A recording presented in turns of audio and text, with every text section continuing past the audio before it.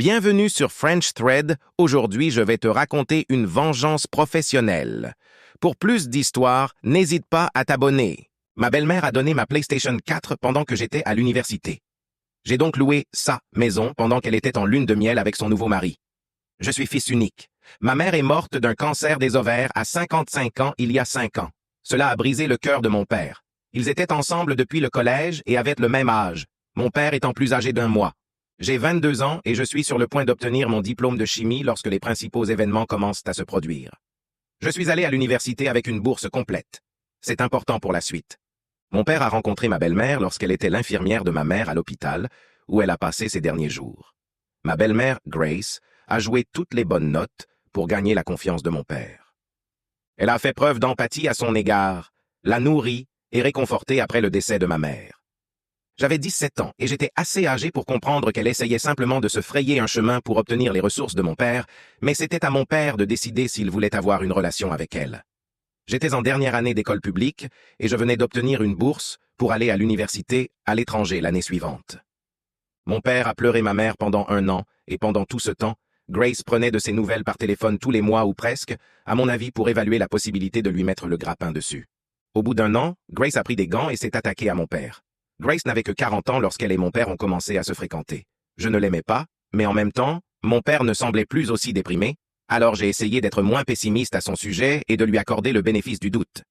Au fond de moi, je ne lui faisais pas confiance. Mais nous sommes scandinaves. Et, du moins dans ma famille, le fils ne dit pas à son père ce qu'il doit faire, et ne lui donne même pas son avis. Grace est originaire de la République tchèque, si vous vous posez la question. Mon père était un banquier très prospère au cours de sa carrière, et il a amassé un portefeuille de richesses considérable. Je vous épargnerai les détails, mais après 6 mois de relation, Grace et mon père sont mariés.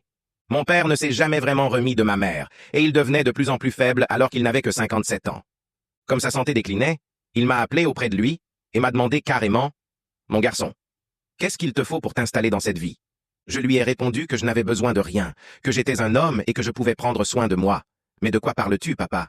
Tu vas encore vivre pendant des décennies. » Je lui ai rappelé qu'il avait des sœurs vivantes avec des enfants, mes tantes et mes cousines.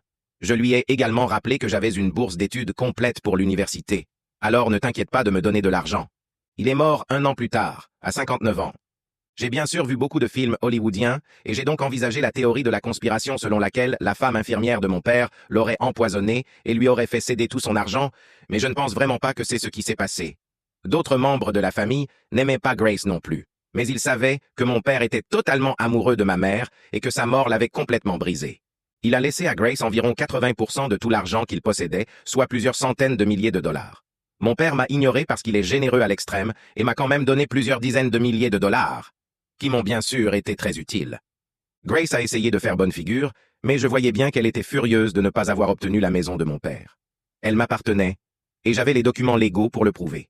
Elle était d'autant plus en colère que nous vivons dans un quartier extrêmement chic et branché et que les maisons sont difficiles à trouver et facilement vendues pour un profit énorme. Au cours des premiers mois qui ont suivi la mort de mon père, j'ai eu la nausée et la chair de poule de savoir que Grace essayait de me tâter pour voir si j'étais prêt à avoir une petite relation avec elle. Dégoûtant. Elle restait quand même dans la maison parce qu'au cours des 3 dernières années, elle s'était habituée à y vivre et à agir comme si elle en était la propriétaire. Et, même si elle m'appartenait officiellement, j'étais toujours parti à l'université, et je ne visitais l'ancienne maison de mon père qu'une fois tous les 2 mois. Et encore, ce n'était pas pour voir Grace, mais pour voir mes cousins, qui vivaient à quelques kilomètres de là. J'ai minimisé le fait que c'était vraiment ma maison. Et au fil des mois, je pense que Grace a progressivement oublié qu'elle n'avait aucun droit légal sur la maison. Elle a probablement cru que tôt ou tard, parce que je ne lui ai jamais demandé aucun des centaines de milliers de dollars de mon père qu'elle possédait maintenant, que j'étais en quelque sorte riche de manière indépendante, et que je lui céderais simplement ma maison. Je savais que je finirais par la bombarder d'hydrogène lorsqu'elle a commencé à sortir avec un nouveau type 5 mois seulement après que mon père ait été enterré. Et une fois, lorsque je suis rentré de l'université après avoir obtenu mon diplôme, elle et son nouveau petit ami, un salaud à l'air louche nommé Ivan, qui n'avait que quelques années de plus que moi, ont agi comme si j'étais une invitée dans ma propre maison et qu'elle leur appartenait. J'ai joué le jeu. Grace m'a dit qu'elle avait donné ma PlayStation 4 au cousin d'Ivan parce que je suis trop vieille pour jouer aux jeux vidéo. Je ne connais même pas cet enfoiré et tu lui donnes ma PS4 pour qu'il la donne à une autre merde que je ne connais pas non plus? J'ai rapidement changé tous les mots de passe de mon réseau le jour même. J'ai souri. Mais je savais ce qu'il me restait à faire. Elle a également déclaré qu'elle et Ivan allaient se marier parce que je ne peux pas pleurer ton père pour toujours. Il faut que j'avance dans la vie. Je lui dis que j'ai obtenu mon diplôme universitaire et que j'ai déjà trouvé un emploi dans une entreprise locale et que je trouverai bientôt un nouvel endroit où vivre. Elle a l'air ravie. Elle a l'air ravie, surtout quand je lui dis que j'aurai bientôt un nouvel endroit où vivre. Puis, d'un ton condescendant, elle me dit « Tu as toujours une place dans notre maison. Tu es la bienvenue quand tu veux. » Merci, Grace. C'est très généreux de ta part. Ce que je dis en réalité, c'est que j'aurai probablement un nouvel appartement dans 3 mois. Elle me dit que c'est merveilleux parce qu'elle a l'intention d'aller dans son pays d'origine pour se marier avec Ivan et ensuite faire sa lune de miel. Elle m'assure qu'il s'agit d'une affaire locale. Sinon, je t'inviterai, chérie. Et de toute façon, je sais que tu es très occupée. Je la félicite. Elle me demande si je peux garder la maison pour elle. Garder ma propre maison? Oui, bien sûr. Ce que je dis en réalité, c'est que bien sûr, je m'occuperai de la maison. Je fais attention à ne pas dire « votre maison ». Elle et son fiancé, qui, j'en suis sûr à 100%, n'est là que pour l'argent de Grace, partent en voyage et je passe immédiatement des annonces sur des sites de location pour proposer de louer ma maison. J'engage des déménageurs et je fais emballer tous les meubles et possessions de Grace pour les mettre dans un garde-meubles. Je conserve tous les meubles de mes parents qu'ils avaient avant que mon père ne rencontre Grace. Serrures, changées, toutes. En l'espace de quelques jours, je suis inondé de dizaines de demandes de renseignements concernant ma superbe maison meublée avec une vue imprenable. Je la loue à une jeune famille formidable, un avocat, sa femme institutrice et leurs 2 enfants préadolescents. Ils me versent le premier et le dernier mois de loyer et signent un bail d'1 an.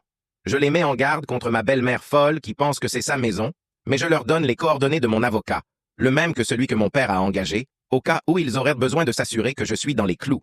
Je donne également à mon avocat les informations concernant le garde-meuble, y compris le fait que j'ai généreusement payé 4 mois de garde-meuble à l'avance, soit 1 mois de plus que l'aventure de la lune de miel tchèque de Grace. J'ai ensuite trouvé un excellent appartement en ville, près de mon nouveau lieu de travail. J'y ai rencontré une femme dans un restaurant que je fréquente le soir après une longue journée de travail. Nous sortons ensemble depuis 6 mois et nous allons nous marier. Grace a bien sûr essayé de crier et de semer le trouble lorsqu'elle a réalisé qu'elle avait été mise à la porte de ma maison, mais mon avocat lui a rapidement fermé la bouche, sans que je n'ai plus jamais à lui parler en face de poubelle. D'après ce que j'ai entendu, elle et son salaud de mari ont quitté le pays, et je suppose qu'ils sont en train de dilapider l'argent de mon père et qu'ils seront bientôt fauchés comme le sont généralement les chaves lorsqu'ils goûtent un peu à ce qu'ils croient être la belle vie. Alors peut-être que Grace ira essayer d'exploiter un autre homme seul pour qu'il lui donne son argent. En parlant d'argent, la maison que je loue génère tellement d'argent que non seulement je peux aider à payer l'université de mes cousins, mais j'ai aussi emménagé dans un appartement plus grand, avec ma fiancée. J'aime mon travail, mais je pourrais vraiment survivre en louant uniquement l'ancienne maison de mon père. Et dire que, si Grace avait été plus cool et plus gentille, je l'aurais peut-être laissé rester à la maison, juste pour être gentil. Et certainement si elle restait loin de ma chambre. Mais non, il fallait qu'elle joue les propriétaires, alors j'ai dû faire d'elle une sans-abri en guise de cadeau de mariage. Post-scriptum. J'ai acheté une autre PS4 même si je n'ai pas beaucoup utilisé l'ancienne. Ce n'est pas grave. Ce n'était pas à Grace de la donner. On ne donne pas les choses des autres. On donne ses propres affaires. C'est pourquoi j'ai choisi de virer Grace de ma maison, parce que c'est la mienne et que c'est moi qui décide qui y reste. Si tu as aimé l'histoire, n'hésite pas à t'abonner.